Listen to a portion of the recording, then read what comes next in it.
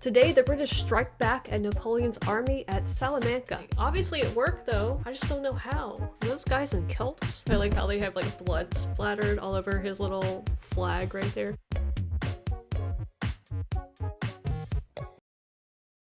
Hello everybody, Roger says hey. So in our last video, we were back in Spain and Napoleon's army was having a bit of a rough time with the British. Overall, Spain doesn't look like it's going very well for Napoleon. I actually had to look up Salamanca because I had no idea where it was, and apparently it's in Spain. So Wellington, who I like by the way, that guy in the last video struck me as a really good commander and I was very impressed by him. Plus I just really like the name Wellington for some reason. Now I have no idea what's going to happen in this video, but from the sounds of it, Wellington is really going to take it to Napoleon's army. I'm expecting the British to win, but I don't know. But before we get started, I want to go back and revisit some of your comments from the last video as kind of a lead into this one. But this time I'm going to do it slightly differently than the way I have been doing it. But if you're the impatient type and you just don't want to listen to this part, then click on the reaction chapter in this video and go straight there. But I did choose some comments from the last video to feature here just as a really quick review as we go into this video. So one of the questions I had was Spain ever like a really big military power? And a lot of you answered this for me, but the Lidex Heaven let me know that during the 16th and 17th century, the Spanish Empire was huge. And oh, by the way, that's why South America and Central America speak Spanish, why Spanish is like the second most spoken language in the world, and why Spain took over like large parts of North America and held on to Florida until they finally gave it to us. Seems pretty obvious, but for some reason I just, didn't even think about any of that. I also was kind of confused about the Battle of Talavera because I thought that the British won, but then they like retreated and I was like, wait, what's going on here? A lot of you, including Sergeant Oddball, said that the British won at Talavera, but they had to retreat because Soult was about to entrap them, so they had to kind of retreat from Talavera. Napoleon also had a quote in there about leagues, referring to the British troops, and I was like, what is a league? It took me a minute to like figure that one out. A lot of you, including Halcrow Johnson, said that a league is a distance a man can walk in an hour, which is about equal to 3 miles or so. And if you watched my last video, you know that I was like obsessed about the uniforms and why they were all so different looking from each other. I also had a ton of comments on that trying to clarify it for me, but Josh Thomas Moore said that not everybody in the same army wore the same uniforms, that it kind of depended on what your job was in the army, that's what your uniform looked like. So artillery, infantry, cavalry all had kind of different looking uniforms. And I was also reminded that there were a lot of armies that were mixed together. So for instance, Portugal was mixed in with the British a little bit, so their uniforms looked different than the British. And also somebody let me know that the guy in the green that I saw was actually part of the 95th Rifles, or was likely part of the 95th Rifles, so at least I'm learning a little bit. Declan Ellery says, hearing her pronounce Bernadette as Bernadette is pretty funny. I don't know how else to pronounce it. To me, it sounds like he's saying Bernadette on the video, but I'll have to try and listen more carefully now because apparently I don't know how to say it correctly. Now, I also mentioned that I wondered if Napoleon ever read Machiavelli, The Prince, because it seemed like he had a lot of the same sort of ideas and philosophies that Machiavelli had, and Pablo Vasquez let me know that actually there is a commented edition of The Prince by Napoleon, and I was like, what? So I looked it up, and yes, there is indeed a commented version of The Prince, and I'm gonna have to get my hands on that. Also, Decoil1997 says, I love your reactions to historical events. I hope you go beyond the Napoleonic Wars at some point. Well, good news for you. I definitely plan to go way beyond the Napoleonic Wars. We're just getting started as far as history goes. I could probably do thousands of videos, honestly, and just barely scratch the surface of history, so not entirely sure what we're gonna do after the Napoleonic Wars, but I'm kind of wanting to go back to the start of it all, back to ancient times, Greece, Rome, and get more of a foundation there. Alright, so there you have it. Those are the comments that I wanted to talk about. Now, I did read through all of the comments, so just because yours didn't show up here on screen doesn't mean that I didn't see it. So I really appreciate all of you answering my questions down in the comments, and as always, I invite you to do that with all of my videos. It really is very helpful for me, honestly. So without further ado, let's go ahead and get into this Battle of Salamanca. I have had a couple of people tell me they can't wait for me to see this, so it kind of sounds like something cool happens, but I'm really not sure again like what to expect, so let's check it out. By 1812, Napoleon's French Empire had 250,000 troops stationed in Spain, bogged down in a war that seemed to have no end. They faced a bitter struggle against the people of Spain, who'd taken up arms in a guerrilla war, as well as the remnants of Spain's field armies and an Anglo-Portuguese army under Lord Wellington. But French forces in Spain remained formidable and in firm control of the capital, Madrid, and most major cities. And the year began with another great French victory in the south, and a calamity for Spain. If I had two generals like Suchet. I wish I knew how to pronounce these names correctly. Suchet, how do you say that? To lead my troops in Spain, this war would already be over. Okay, so he's got a new favorite general now. He's already gotten rid of a couple that did not meet his expectations, so... Suchet. Spain and Portugal would become a graveyard, not just for young French conscripts, but for the reputation of some of France's most famous generals. Oh. General Junot, Marshal Soult, and Marshal Jourdan had all tasted defeat. Marshal Massena had been recalled in disgrace. That's the guy. Marshal Louis-Gabriel Suchet was the exception. French general... What's the difference between a marshal and a general? I don't think I've ever really known what a marshal was. I just figured it was just another, like, name for a general that Napoleon used, but apparently not. Louis-Gabriel Suchet was the exception. French generals in Spain were notorious for their looting. Soult, based in Andalusia, was probably the worst, reckoned to have stolen 1.5 million francs worth of art from Spanish monasteries and churches. As governor of Aragon, Marshal Suchet behaved very differently. He enforced strict discipline on his troops, punishing any who tried to steal or extort money from the Spanish, while treating local authorities with respect. He combined this hearts and minds strategy with ruthless military action against the guerrillas that was able to establish firm control of Aragon. Sounds like Napoleon. In June 1811, after a particularly bloody assault, Suchet took the port of Tarragona, for which Napoleon rewarded him with his marshal's baton. The emperor then sent him reinforcements and ordered him to take Valencia. First, he routed a much larger Spanish army that attacked him at Saguntum, before he laid siege to Valencia. The city was packed with Spanish troops and refugees, and to avoid starvation, General Blake surrendered Valencia on the 8th of January, 1812. The French took... This pronunciation of... he's saying it Valencia. There's actually a city in California, close to Los Angeles, that's named this, and we call it Valencia. So I've never heard it pronounced this way before. But anyway, it's interesting to hear it pronounced differently. On the 8th of January, 1812. The French took 18,000 prisoners, including 23 generals, and nearly 500 guns.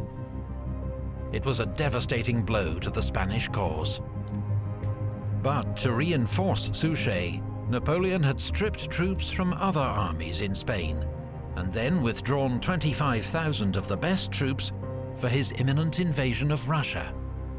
The result was that French forces in Spain were now severely overstretched, just as Wellington prepared to strike.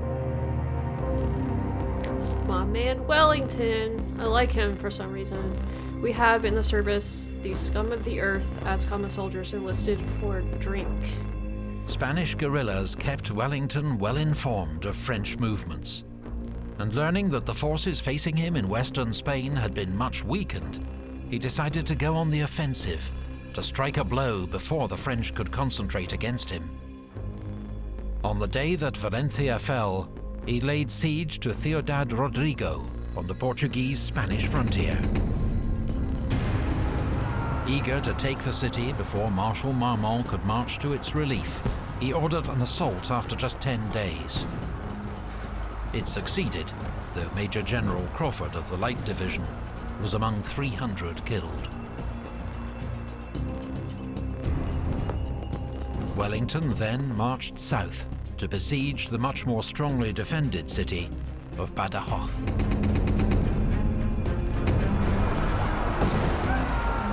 An assault was made on the night of the 6th of April. The first wave attacking the main breach were slaughtered. But what was supposed to be a diversionary attack on the city's castle with scaling ladders succeeded, and the city soon fell. The storming of Badajoz cost the British 3,000... Okay, so question about that. These scaling ladders look like they shouldn't work, because only one guy at a time can climb over the wall. Now, I know that they had multiple ladders going, but at the same time, that seems like it would be really easy to defend. And honestly, couldn't you just like push the ladder off the wall or something? Or is it too heavily weighed down by soldiers on it? I don't know, but it just seems like as soon as they like came up over the wall, you could just shoot them or something. Or stab them, or I don't know. Like, obviously it worked though, I just don't know how. And the city soon fell. The storming of Badajoz cost the British 3,700 casualties.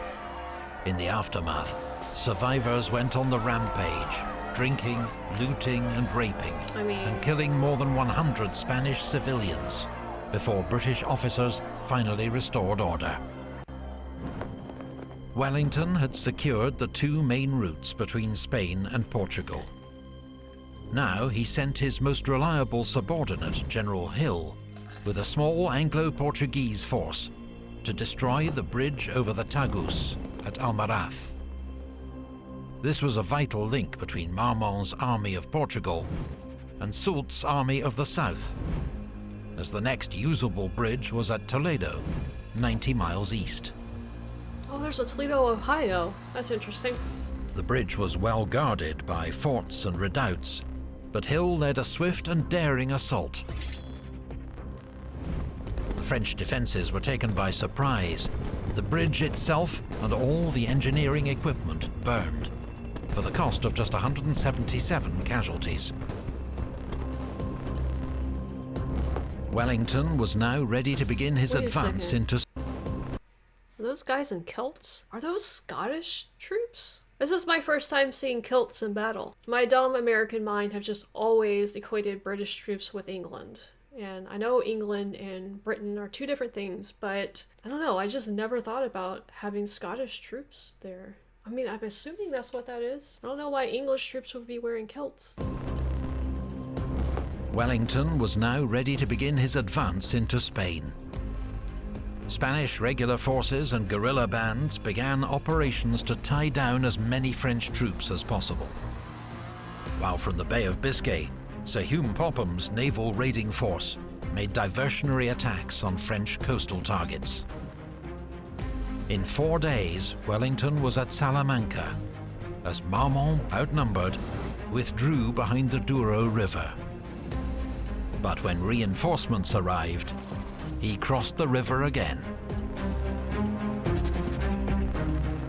For 6 days, Marmont tried to march around Wellington's flank, but the British general matched him move for move, their two armies marching in parallel, often within sight of each other. But on the 7th day, Marmont blundered. Mon cher, Alva Marmont as Perdue is something. On the morning of the 22nd of July, Wellington's army occupied high ground 4 miles south of Salamanca. Marmont was not interested in a direct assault. He still sought to outflank Wellington, threaten his line of retreat to Portugal, and force him to fall back. Around 8 a.m., the French won a dash for a hill known as the Greater Arapil, which Marmont made his observation point. Is the green the 95th Rifles? The French army began to swing round behind him. Why did they come up Marmont had convinced himself that Wellington was an overly cautious general who would not risk attack. The hills hid most of Wellington's army from view. And when Marmont saw dust clouds to the west, he assumed it was Wellington's baggage train leaving Salamanca, beginning their retreat. But it was the British 3rd Division and a Portuguese cavalry brigade moving up to strengthen Wellington's flank. Because he wasn't planning a retreat. He was about to attack.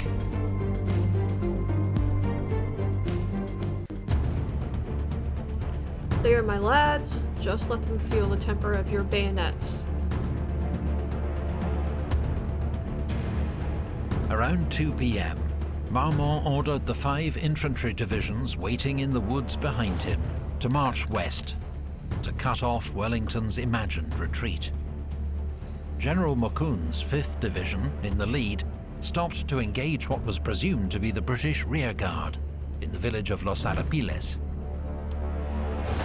A lot of confusion going on the French here. I mean, they're just mistaking one thing after another. I can see how this is not going to go well for them. General Thomier's 7th Division continued west past it. Wellington watched as the French left flank became increasingly strung out, and knew it was an opportunity too good to miss. He galloped 3 miles across country to the 3rd Division to give the crucial orders in person. Many of his staff officers struggled to keep up. On arrival, he instructed the division's commander, his own brother-in-law, Edward Pakenham, to attack and drive everything before him. So why did he leave his main, section of troops here and go himself to deliver the message? Did he not trust, like, a courier to do it or another commander to do it? I find that interesting that he did it himself.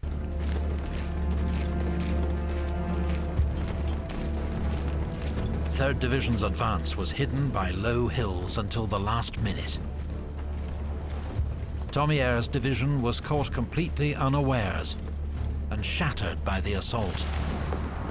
Thomier's himself was killed, half his division killed or captured, the rest soon put to flight. At this crucial moment, Marshal Marmont was hit by a British shell and carried from the field seriously wounded. I like how they have, like, blood splattered all over his little flag right there. His second-in-command, General Bonnet, was himself wounded an hour later, so command passed to General Clausel. 45 minutes later, the British 5th Division attacked, supported by 2 Portuguese brigades and General Le Marchand's dragoons. Oh, the French it's the Green Portuguese then. Okay. That makes more sense. Portuguese brigades and General Le Marchand's dragoons. The French saw the cavalry coming and formed square, but were hit first by the British infantry, who unleashed a close-range volley, then charged with the bayonet. The French were routed and charged down by Le Marchand's cavalry. French 6th Division was caught up in the collapse. Le Marchand himself was shot from the saddle, but his brigade had helped destroy 8 French battalions and capture 2 Eagles.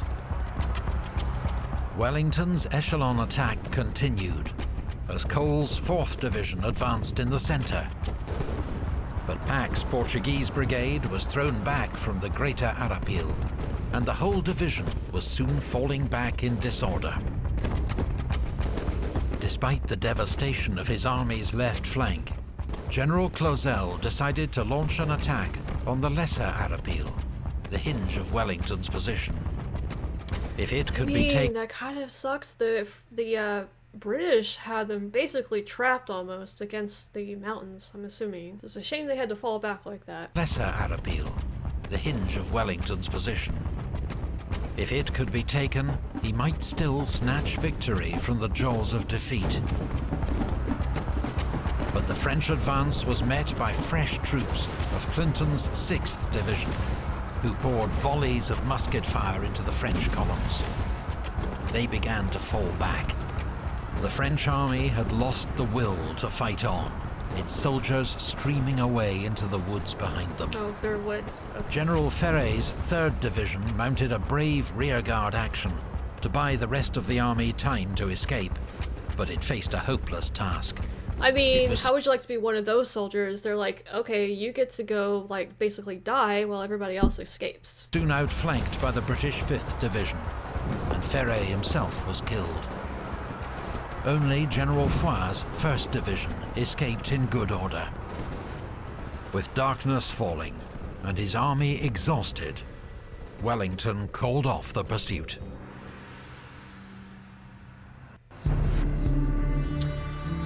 A deputation of the Cortes came to congratulate me upon your victory, hailing you as the savior of Spain. British ambassador to Spain to his brother, Lord Wellington. Oh, so Wellesley. I was wondering if Wellesley and Wellington were somehow connected, but I guess they're brothers. Because their names are so similar, but I don't know if that has anything to do with it. Savior of Spain, Wellington, alright. Wellington had smashed Marmont's army, taking 7,000 prisoners and killing or wounding 6,000 more, a French casualty rate of 25%, and more than double Wellington's own losses. Oh.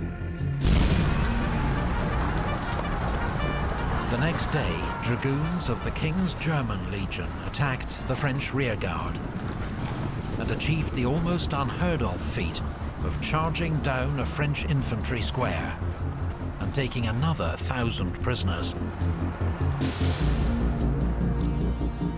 Wellington now decided to march on Madrid, forcing King Joseph to abandon the capital and retreat to Valencia to join up with Marshal Suchet.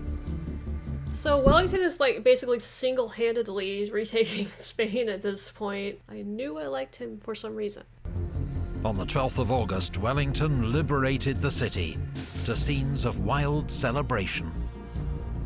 Soult, now at risk of being cut off in Andalusia, abandoned the siege of Cadiz, which had dragged on for 2.5 years, and marched east to join Joseph and Suchet. The following month, Wellington marched north, pushing the French back from Valladolid and besieging the castle of Burgos.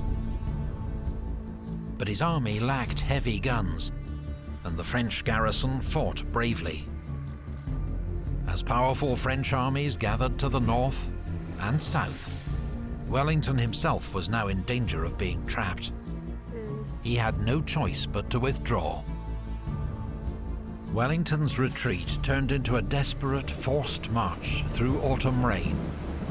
The supply system collapsed, and many starving soldiers looted what food they could find from Spanish villages. Oh. Madrid was abandoned, reoccupied by the French on the 1st of November. Wellington was back where he'd started 5 months before. But despite the campaign's dismal conclusion, his strike into Spain had led to the liberation of huge swathes of the country, and left the French more overstretched than ever.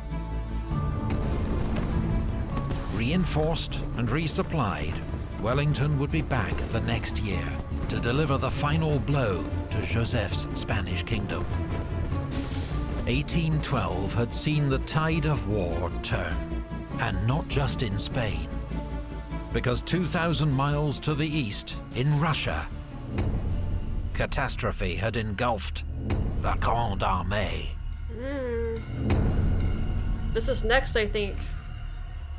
Alright, well that was Salamanca, and the British did indeed win, although I think it was horribly unfortunate that Wellington had to retreat after making all of that progress. That must have been really defeating for him. I could also imagine all the people in Madrid that had celebrated because they had been liberated, only to be taken back by the French, you know, just a few weeks or months later. But as you said, Wellington does go on to eventually push the French out of Spain, it sounds like, so ultimately he comes out the victor similar, but it takes them a little bit longer. But I am looking forward to the next one. We're going to be getting into the Russian campaign. It sounds like a lot of you are really excited to be getting into this part of it, and I am too, because I have watched the Eastern Front of World War II videos where Hitler did a very similar thing going into Russia. And I have read in the book that I'm reading on Napoleon, his biography, that a lot of people have made those comparisons between Hitler and Napoleon, but it seems like the biographer Andrew Roberts didn't really like that comparison because they're not really all that similar. But from what I've heard, it sounds like there are some similarities between Hitler's campaign in Russia and maybe Hitler's campaign in Russia, so it'll be interesting to kind of see that. If you can answer any of my questions below in the comments, please do so, and also if you enjoyed this video, make sure you like and subscribe. We're gonna have more of the Napoleonic Wars coming in the very near future, so stay tuned for that, and Roger and I will see you next time.